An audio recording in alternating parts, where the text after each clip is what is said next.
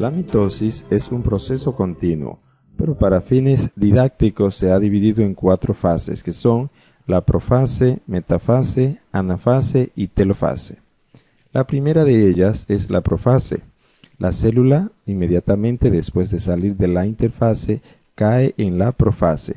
En esta, la cromatina comienza a condensarse y a enrollarse para dar como resultado los cromosomas. Los cromosomas, como dijimos, están formados por 2 cromátides hermanas, que en realidad es un cromosoma duplicado. El núcleo se va a disolver, o la membrana nuclear se va a comenzar a disolver hasta que desaparece totalmente, y el nucleolo también se va a desfragmentar. Los centriolos, que comenzaron a dividirse antes de la fase S, ahora se completa esa división y cada par de centriolo se posiciona en un polo de la célula. Estos centriolos van a formar el centro del uso mitótico o el centro mitótico.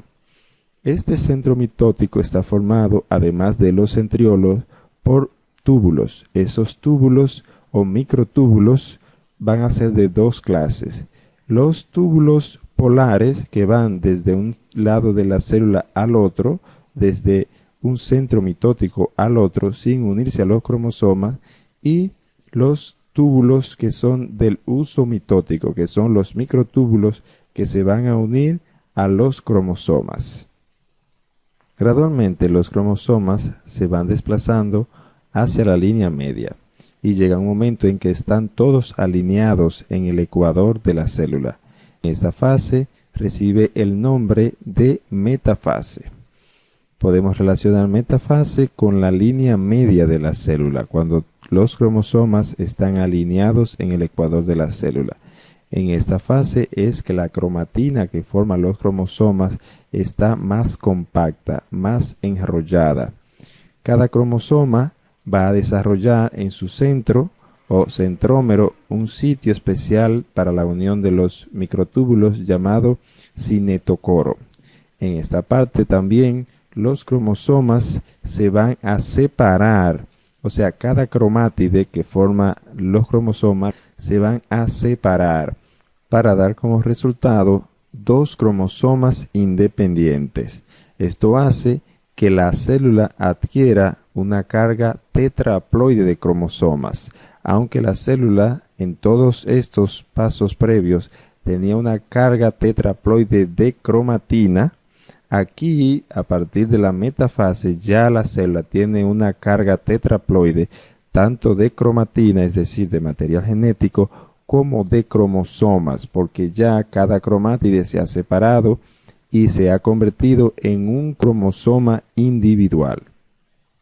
La anafase va a iniciar en el momento en que los cromosomas se dividen, es decir, las 2 cromátides que forman cada cromosoma se divide y cada una de ellas, como un cromosoma independiente, se va a desplazar desde el centro o la placa ecuatorial hacia la periferia de la célula, hacia uno u otro de los centros mitóticos. Aquí vemos donde se está dando el desplazamiento de cada cromátide, que ahora es un cromosoma individual. Estos microtúbulos del uso mitótico se van acortando, mientras que los microtúbulos continuos que van de un centro mitótico a otro se alargan, dándole un aspecto más alargado a la célula. Ya en la parte final de la anafase y extendiéndose un poco a la telofase, estos microtúbulos se desplazan hacia el centro de la célula, donde van a formar una especie de constricción celular llamado surco celular, que es donde se va a separar la célula. En la telofase, los cromosomas ya están en los polos, es decir, en los centros mitóticos. Los microtúbulos mitóticos del uso mitótico se desvanecen y desaparecen, mientras que, como dijimos, los túbulos continuos se van a la línea media de la célula. También en esa línea media encontramos filamentos de actina y de miosina. Ellos forman un anillo contráctil donde se va a separar la célula en 2 partes iguales.